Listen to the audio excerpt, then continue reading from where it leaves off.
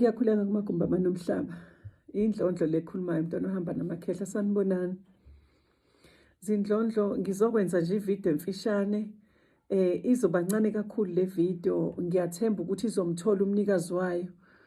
Ngoba kunendlondlo la ecommentile lapha yathi yona mangibuza ukuthi usube yi-self initiate isikhathi esingakanani.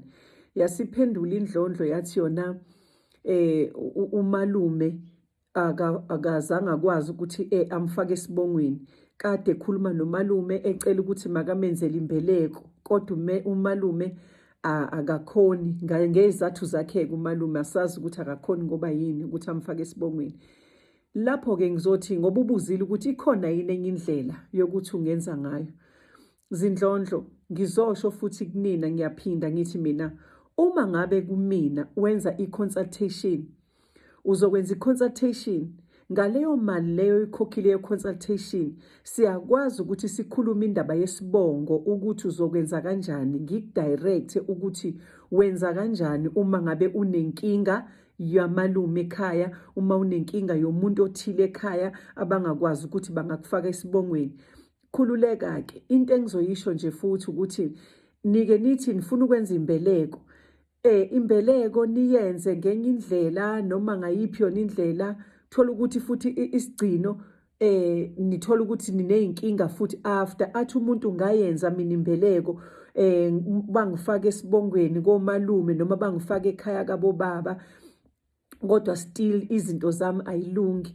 Khumbula mntwana wamakhosi ukuthi ungumsamo wakho uqobo. Nje bade ngisho nje ngithi mina i-initiation uyakwazi ukuyenza emqashweni la uqashe khona. Uyakwazi i-initiation ukuyenza endaweni engasiyona yakho, ngoba i-initiation yethu yokuthi siyavuswa, uyahamba uye ey'ndaweni zamakhosi. Khumbula ukuthi umntwana wamakhosi, khumbula ukuthi umsamo wakho uwuwe. Umsamo wasekhaya kahle kahle akusiwona umsamo wethu.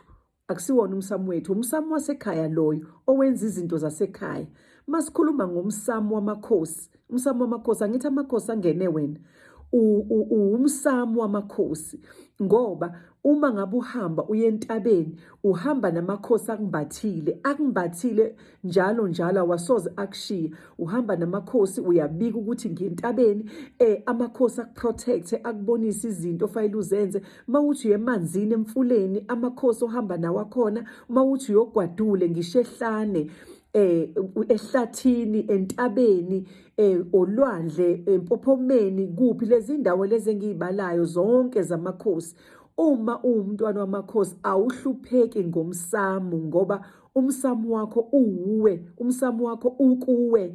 Amakhosi ambathe wena, adila nje nomsamo, adila nawe ngoba ungumsamo wabo, nawe umsamo wabo. Uyayibona leyo nto leyo? Ngoba la uyakhona yonke indawo wena uyingane yamakhosi, uyakhona ukuthi wenze zonke izinto la ukhona. Khumbula-ke uma uwumntwana wamakhosi, uma ngabe umbathwe amakhosi, ngisho emqashweni, ngoba emakhaya kuney'nkinga ey'ningi kabi. Ngihlale ngizisho lezi y'nkinga zomalume abangafuni ukusenzela izinto, zabantu abakhona ekhaya abakhuluma kakhulu bekutshele lokhu nalokhu, uze ugcine ubizwa ngamagama athile, utshelwe amagama ongeke uwathande. Musa-ke ukuyihluphekisa mntwana wamakhosi ngaleyo mali leyo ozoyikhipha ye-consultation. Mina ngizokwenzela, ngizokutshela ukuthi yenza kanjani. Akukuchaja imali yokuthi ulungisa kanjani. Okwami ukuthi ngikubonise ukuthi yenza kanjani, futhi ngize ngikwazi nokukubonela ukuthi lo msamo lo okufuneka uwulungise imuphi wona, onjani oney'nkinga. So-ke musa ukuthi ngiyacela Ndlondlo ukuthi ungakhathazeki ukuthi umalume akafuni, ubani wenzani. Bonke labo bantu labo abayilutho kuwena kangako uma ngabe bengafuni ukukwenzela izinto, uma ngabe bengathandi ukukunceda. Uyayibona leyo nto? That is why phela ube umntwana wamakhosi. That is why umveli inqangi kuphila amandla, ngoba wayazi ukuthi uzozalelwa ekhaya elinjani. Wayazi ukuthi leli khaya ozalelwa kulona linenxushunxushu, linabantu abanomona, linabantu abangafuni ukubona omunye umuntu eqhubekela phambili.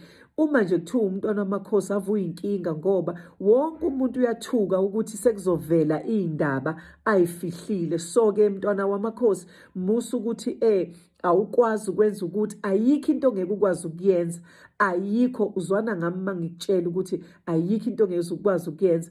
Okwakho nje ukuthi-ke ngeke ngize ngifundise mina ngenze ividiyo ngithi kwenziwa kanje kanje kanje. Angeke ngize ngikwazi ukuthatha ulwazi lami ngizonifundisa lona la luthathwe wonke umuntu ozobe sethi uyazi yena ukuthi wenze njani. Siyayivikela phela, kufanele siwuvikele umsebenzi wethu, siphiwe lo msebenzi, kufanele siwuvikele siwuthande. Uma wena Ndlondlo ufuna ukwazi ukuthi wenza kanjani, ufuna ukwazi ukuthi ulungisa kanjani imbeleko, ulungisa kanjani umsamo, ulungisa kanjani ini, mina uma ngabe uzokwenza imbeleko ngizokutshela kahle ngaleyo mali leyo owenze ngayo ini, i-consultation. So-ke if ungenayo imali yokwenza i-consultation, kusho ukuthi abakathandi ukuthi wazi noma abakathandi ukuthi uqhubeke nendlela yakho. Kukhona phela lokho ukuthi amakhosi mangabe ngakuphi imali yokuthi uthathe imali uyohlonipha isigodlo sakomunye umuzi, ukhiphe imali yakho, uthole information, kusho ukuthi abakathandi ukuthi ube nalolo lwazi. Ngiyabonga kakhulu. Bengizocacisa lokho ngoba angeke ngikwazi ukumbhala ngimbeke la imeseji yakhe ayibhalile, kodwa ngiyakwazi ukuthi ngimphendule ngevidiyo. Nabaningi-ke bazophenduleka. Ngiyathemba ukuthi kuyacaca. Nisale kahle Indlondlo.